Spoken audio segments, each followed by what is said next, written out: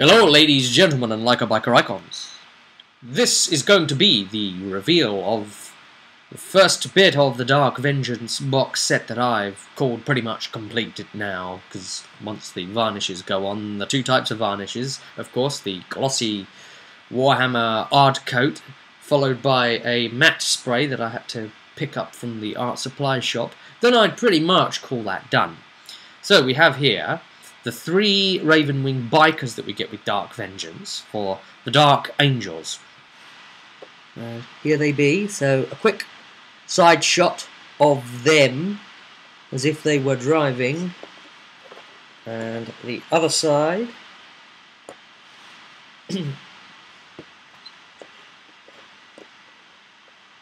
Squad Arion. The idea was always to go with urban, so the ground, again, it's grey, a mixture of slate, grit, sand, resin pieces, plastic sprues, just everything. And because I'm going to be playing on very much urban, military, futuristic, cityscape, ruined area, I wanted the grey there. Now I would have normally have done this grey around here, but I went for the standard sort of brown, the graveyard earth, because I've still got supplies of that. Otherwise it's what is it, Steel Legion brown or something it's called, or XV88 I think they're using as well for it. So you can see here on the side of this bike, and this is obviously the guy with the plasma, on the side of this bike is one of the resin basing kit pieces. That's the skulls that all come together, and another bit there, I can't even remember what that's off of, some sort of vehicular section or something, and it's just metallic, and I just grabbed it and chucked it on. Yeah, trying to do these, painted it with like a, I think it was a skull, a screaming skull sort of thing, and then washed it down with like Devlin mud, I think it was, or was it Devlin, or was it some Nuln oil? Gave it a pretty dark wash. I think it was Nuln actually, now looking at it, and then started to bring it up with white. You can't really see it, but well, yeah, you can just about see it now that it's a dark but light on the fringes. It's an intricate model to try and paint. I mean, just trying to get the little hubcap bits in there silvered, and it's so fiddly, and there's so many practices and little bits have got to be picked out, like the little white section on there. I wasn't going to try and do something with freehand on there, no way. And that white one to paint in there, and then even the little bit on the front of his helmet had to be painted on. Just so much highlighting and opportunities for that, but you know, a lot of the silver that goes on, you can then take Nuln oil to that. You don't really want to take Nuln oil to too many things, because it doesn't really make things look shadowy, it just makes them look grubby. But silver of some sort, like a bolt gun or lead boucher as it's called in the new range, is very, very good for Nuln oil. Otherwise, black ink, wash, whatever you like. I mean, I tried to get sort of specific, yet keep it fairly rough. So like on the gun there, I've gone in and sort of put some brass type colours into to pick those up, and like the little bit on the backpack, on his back for instance, I've painted that colour, and it's so various many little places. Now, because they are the Ravenwing, they are the second company, and you see as such they have a 2. You can actually get the 2s on your basic Space Marine transfer. I'm sure a lot of you have seen this one, but the thing we're interested in is the bit that won't show up on camera, which is white here, which is the numbers, but you can see there's numbers there, right? So you'll just have to, oh, no? You just have to take my word for it. You just about see there.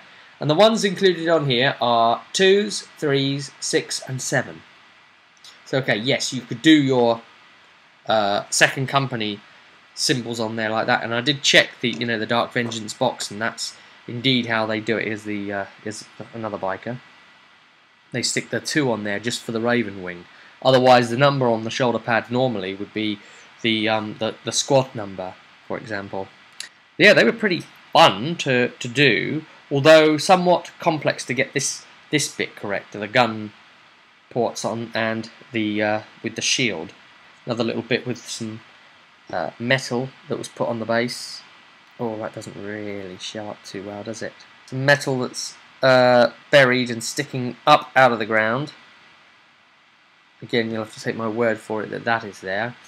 And definitely I've found, especially when doing bikes, that if you're going to put sand and stuff on, you want to get all of that on before you even key everything black with your spray or whatever, because it's those really little fine pieces right under the bike there that end up still brown and you can't quite paint them. It's alright when you're doing sand and you want to send it a sort of earth colour, because all you've got to do is wash it and you paint the wash on, so you don't risk painting over your feet or bottoms of an intricate bike or whatever. But if it's got to be brown, then that's pretty much a paint. And you can keep poking it in, but it's going to leave bits still light coloured, so it's best to just base the whole thing and then just spray it, because you know it's black, and black is a much more forgiving shadow than brown under the bike. The only way I could get away with it was to say basically the bike has kicked up stones underneath and unearthed some of the fresh soil below or whatever.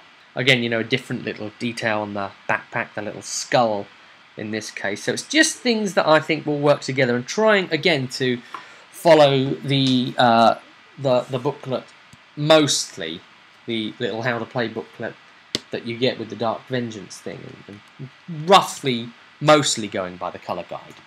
So yeah, I've got away with the 2s on this, but there is another trick for when you need something that's not 2, 3, 6 or 7, and I'll have to show you that in an upcoming video. And then finally we have Sergeant Arion himself, that obviously gives the unit its name of Squad Arion. So the inside of the cloak there, obviously he's a veteran sergeant, so he wears the robes, and the inside section on that painted with Screamer Pink. So yeah, a base colour of the Screamer Pink, and then followed by the Druki Violet as the wash, and then from there you can't really go too wrong. Actually, did you see that there? I had to make the thing click.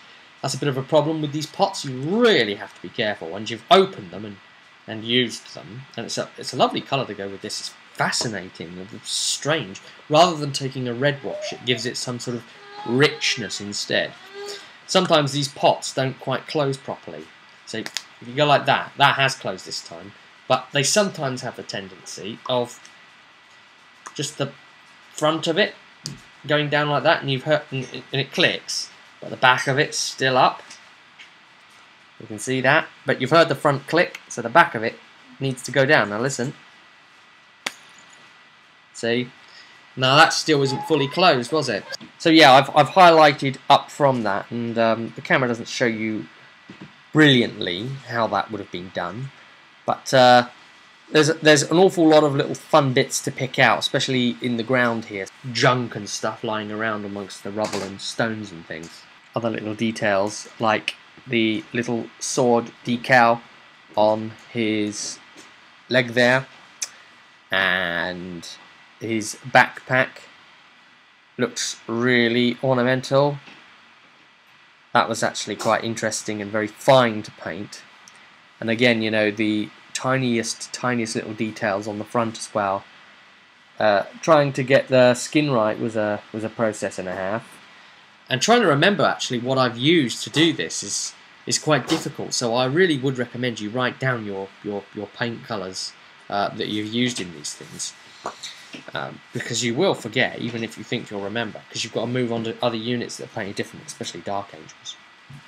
The fronts of the bikes, I decided, well, you know, they're computer screens, so suitably for the 40k universe, I did it as a sort of like matrixy old 1980s display type of thing. So we've got the dark green and the light green letters on the display, and the shapes and things falling down, matrix style.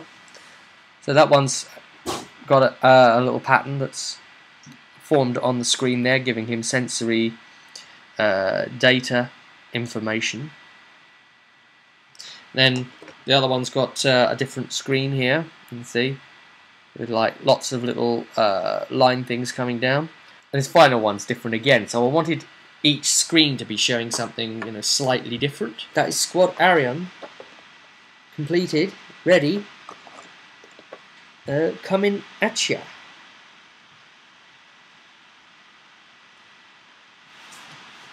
And I'll leave you with them. Rob out.